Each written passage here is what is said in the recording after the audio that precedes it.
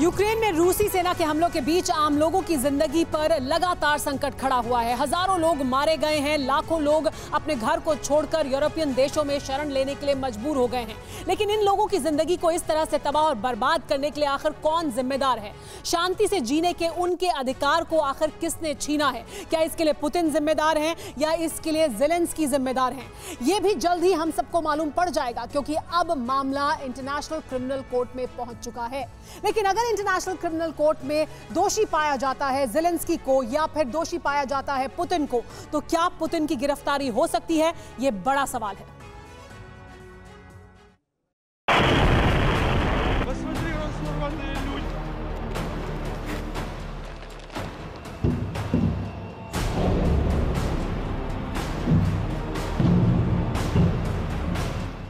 Ukraine पर रूस का हमला।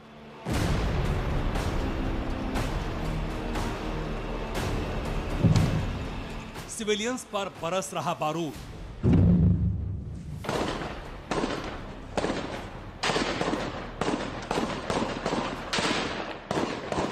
ये जंग है या मानवाधिकारों का कत्ल?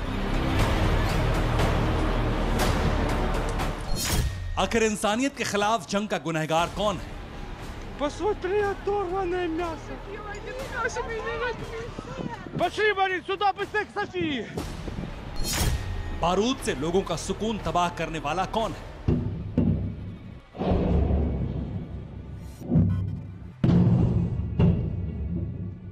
अवाम के खिलाफ सेना उतारने का आरोपी कौन है?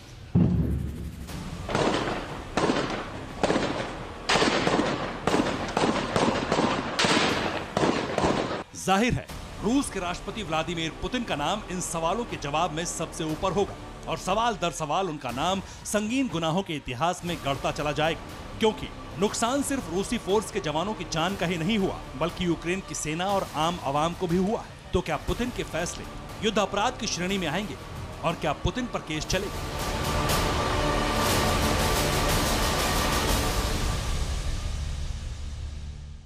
ये सवाल इसलिए उठ रहा है क्योंकि पुतिन के खिलाफ जंग शुरू करने के आरोप में मुकदमा चलाने की मांग उठ चुकी है, और अंतर्राष्ट्रीय आपराधिक न्यायालय ने भी यूक्रेन पर रूस के हमले के बाद किए गए युद्ध अपराधों की जांच शुरू कर दी है। लेकिन सवाल यह भी है कि जो पुतिन एक राष्ट्राध्यक्ष के रूप में वर्ल्ड पावर का आज भी दूसरा केंद्र है, उनके खिलाफ युद्ध अपराधों के तहत मुकदमा चलाना संभव होगा?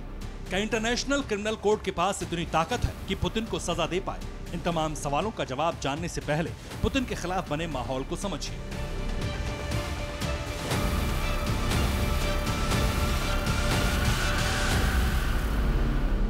यूक्रेन के खिलाफ युद्ध छेड़ने पर रूस की सामूहिक निंदा हुई। रूस के खिलाफ अमेरिका और वेस्ट ने कई प्रतिबंध लगा दिए।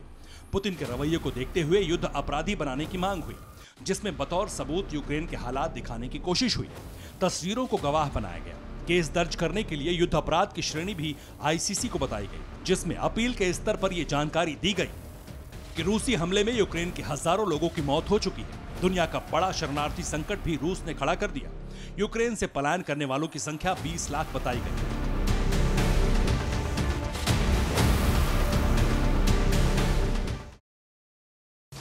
रूस के खिलाफ आईसीसी में की गई अपील के बिंदुओं में यूक्रेन के प्रेसिडेंट ज़ेलेंस्की के बयान को भी शामिल किया गया, जिसमें दावा हुआ कि रूसी फोर्स जबरन दाखिल होकर आम लोगों को निशाना बनाने लगी है, इसलिए वो सभी युद्ध अपराधी हैं जिन्होंने हमले के आदेश दिए। हालांकि विशेषज्ञ इस मामले में पुतिन के खिलाफ एक्शन की आशंका से इनकार कर रहे हैं। उन्होंने दावा किया कि पुतिन को पूरी तरह दोषी ठहराना असंभव हो सकता है, क्योंकि आईसीसी के ट्रैक रिकॉर्ड में 2 दशक में सिर्फ 10 लोग ही दोषी ठहराए जा सके हैं।